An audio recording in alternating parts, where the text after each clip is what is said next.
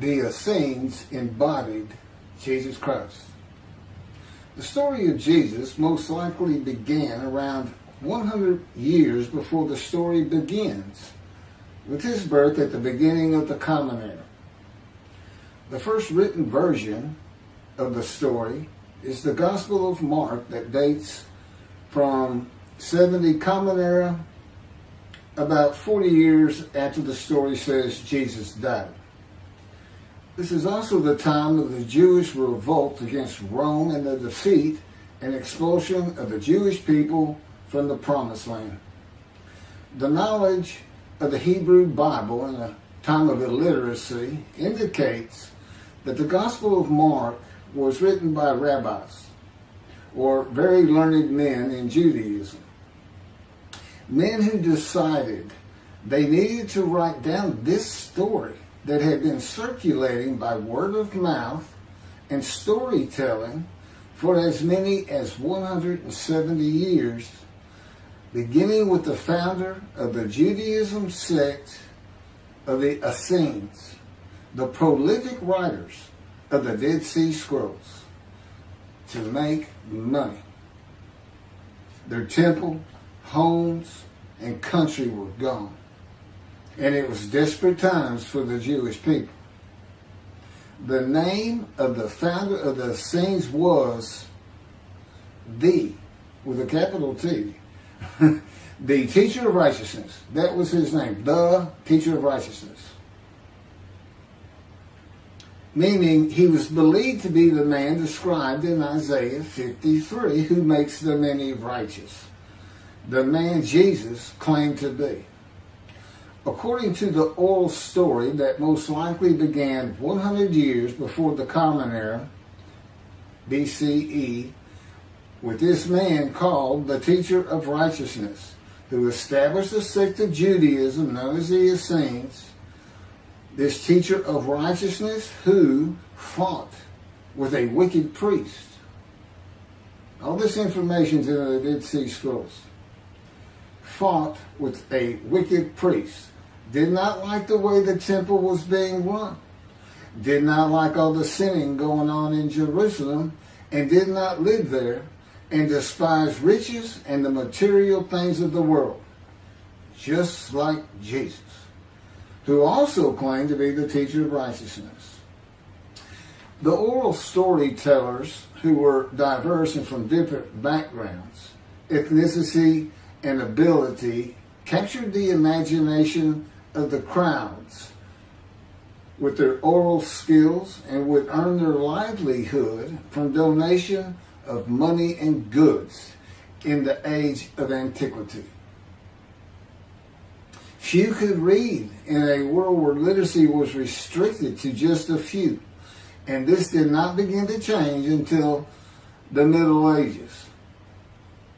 While the earliest forms of written communication date back to about 3,500 to 3000 BCE, literacy remained for centuries a very restricted ability closely associated with the exercise of power.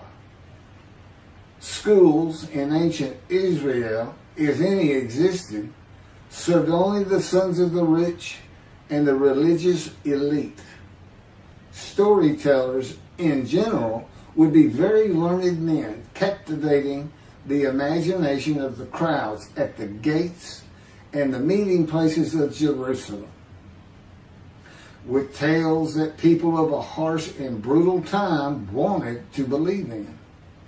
A time when medical treatment was primitive and life expectancy was 30 to 35 years, averaging those who died at birth to those who died with long life into their 70s and beyond. A time when people believed in mythical gods and gods who were men and making sacrifices to gods for favor and for safety, healing, long life, crops, and fertility. The Dead Sea Scrolls are generally thought to have been produced by the Essenes No one really doubts it anymore. And the Essenes are a group that protested the way the temple was being run.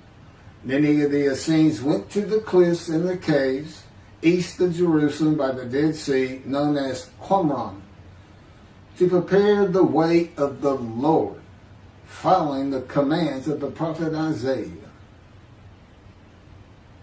Today, in this day, the day of the Lord, because the land burns again, the Jewish people have returned, and Jerusalem and the ruined cities have been rebuilt. Elijah clears the way for the Lord. They went to Qumran to get away from the sinning of the people of Jerusalem and the ways of the religious elite at the temple, which would have been Pharisees and Sadducees. The Essenes are never mentioned.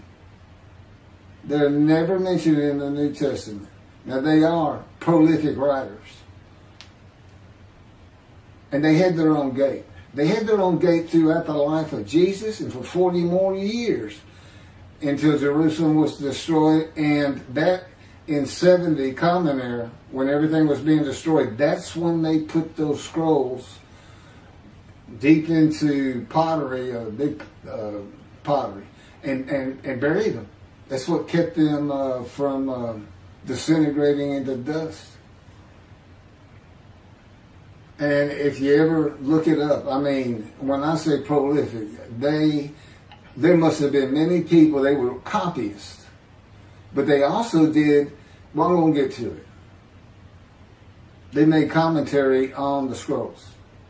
One of the first leaders of the Qumran community, again, was the teacher of righteousness, identified in the Damascus document and the Habakkuk Pesher.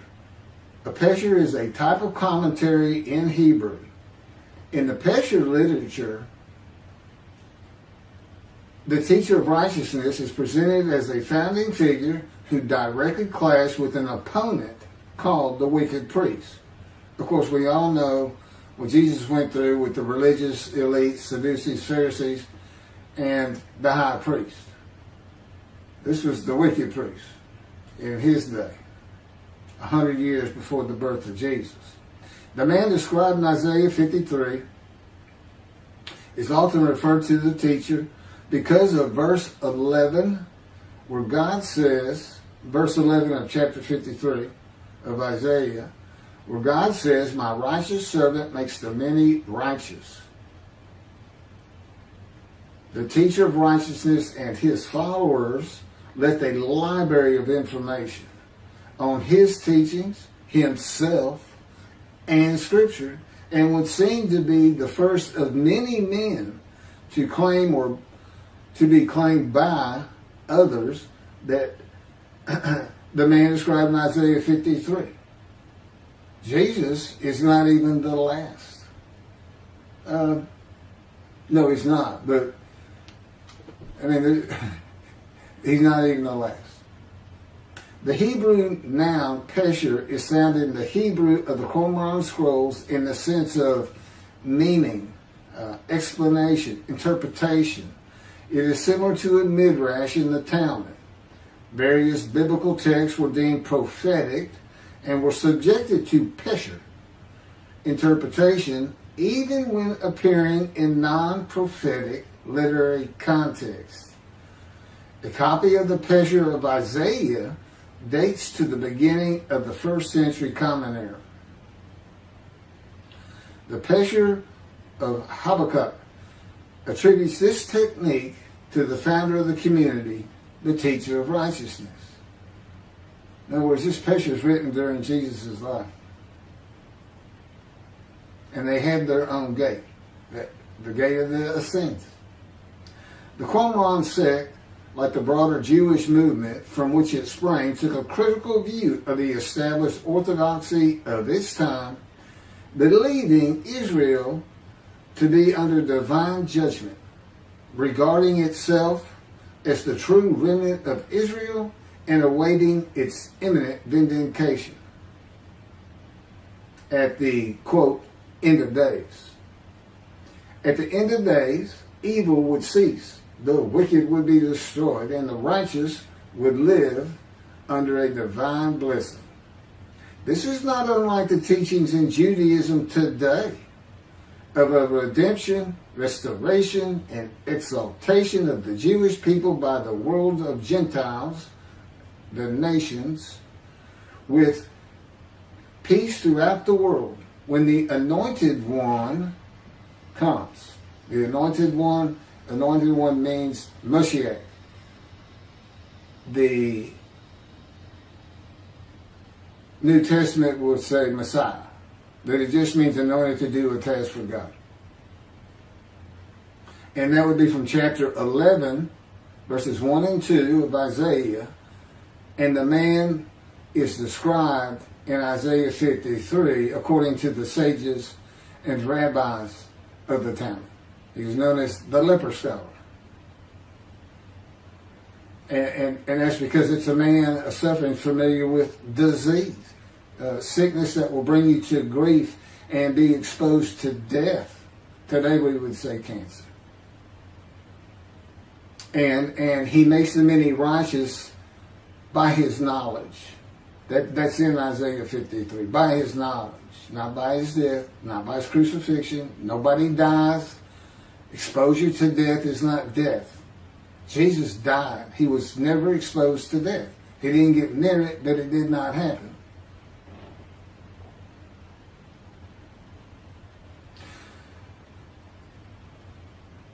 This time that the Essenes were waiting upon, that they thought was imminent, did not happen for them. And it is this teaching that Jews for Judaism uses in the analysis that Isaiah 53 describes the Jewish people as God's righteous servant, as one man, Israel. The persecution of the Essenes and their leader, the teacher of righteousness, probably elicited the sect's apocalyptic visions. These included the overthrow of the wicked priests. Jesus pointed an accusing finger at the high priest and told him, "You shall see me return." Oh, it sounds threatening to me. The wicked priests of Jerusalem and of the evil people, and in the dawn of the Messianic age, the recognition of their community as the true Israel. Josephus Flavius describes this sect, the Essenes. This is a man living at the time. People wrote back then, but you can't find anything written by Jesus or about Jesus until after the destruction of the temple. He describes this sect, the Essenes, as one of the main three philosophical sects among the Jews, with a very detailed description. Excerpts from his book, Wars 2, chapter 8, include, this is in quotes, the third sect, which pretends to a severe discipline. These men are despisers of riches, and so very communicative as raises our admiration. And as for their piety towards God, it is very extraordinary. You would think that Jesus would have been in this thing. He fit right in. But again, we never hear a single word about these prolific writers. The other two philosophical sects were the Pharisees and the Sadducees. In the New Testament, the Essenes are never mentioned, as I said. All the stories of Jesus and his clashes with the religious elite of Jerusalem in the New Testament are with the Pharisees and the Sadducees. According to this same Josephus, the name of the gate in the southern wall of Jerusalem at Mount Zion was called the Essenes Gate. Everything about the Essenes says Jesus would have been one.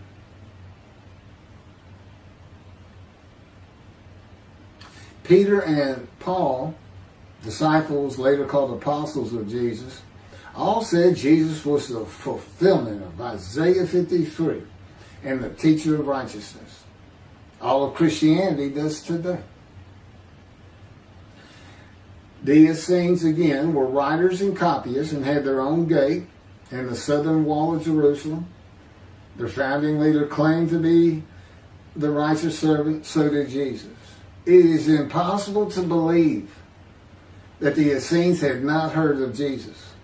It is impossible to believe they would not have gone to Jesus to question him and verify the stories around him and his claim of being God's righteous servant and right about him. Because they believed that their founder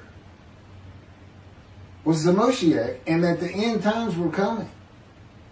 Moshiach, anointed one, described in Isaiah 53. They were great followers of the things Isaiah had to say, and there's a picture written on it during the life of Jesus. It's impossible to believe it.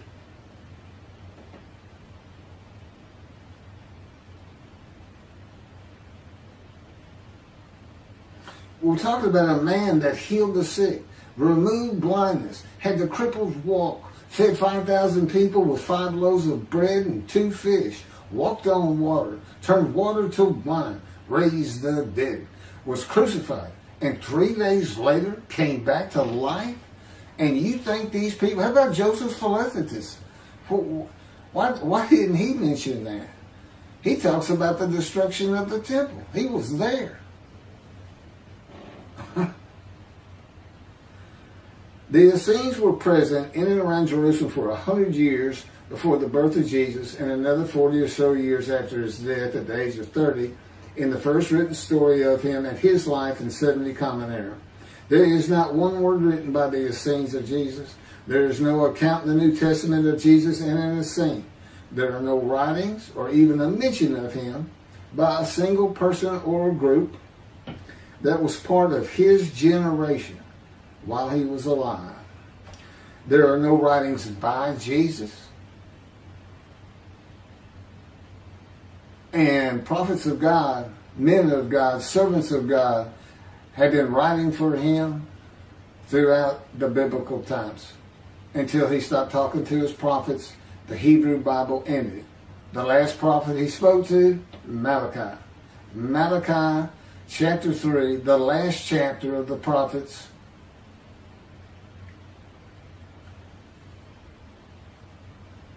writes for God the prophetic announcement that he will return. He's going to come back. I've already talked about the 5 prophecies of Jesus of when he will return, and every single one of them was false. He didn't return, and his generation sums it up. Those who pierced him with the spear on the cross, he says in the Revelation on the first page, verse 7, those who pierced me with a spear shall see me return. I'm coming back quickly.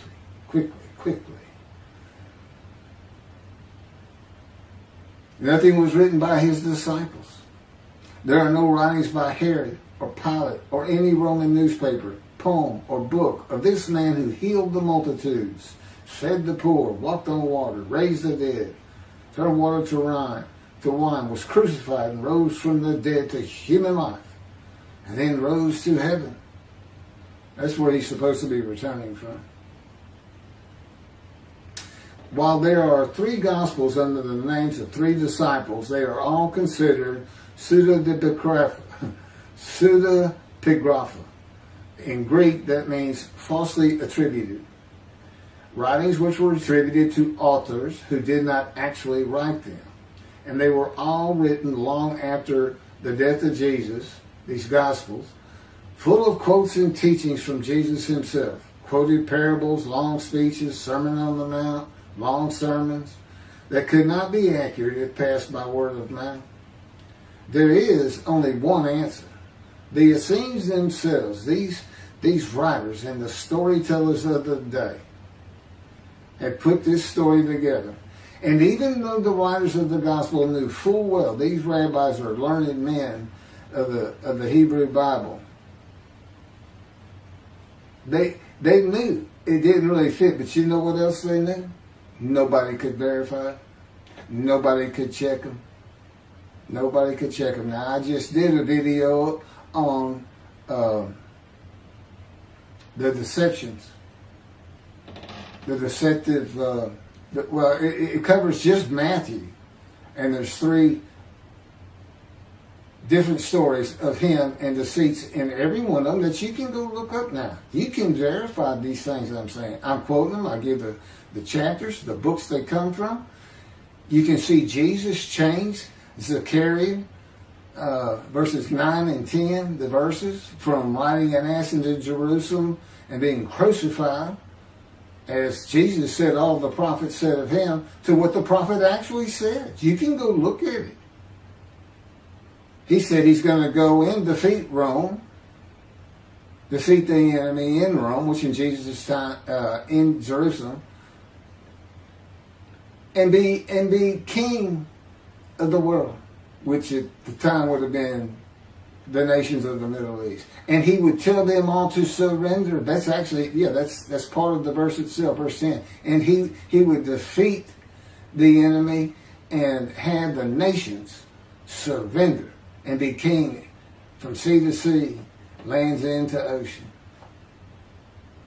I mean, you can't get more deceitful than that. You can't lie greater than that. You're manipulating Scripture, God's holy word, manipulating it, deleting a verse 10, telling your disciples, tell everybody these things. That's why he's telling them. Tell everybody these things. I'm going in. They're going to kill me. Okay. That's what the prophets say. Don't forget. I mean, that's what he's doing.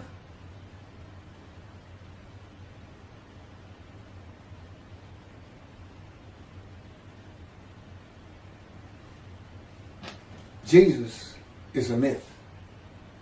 Go look it up. Go look at what a myth is.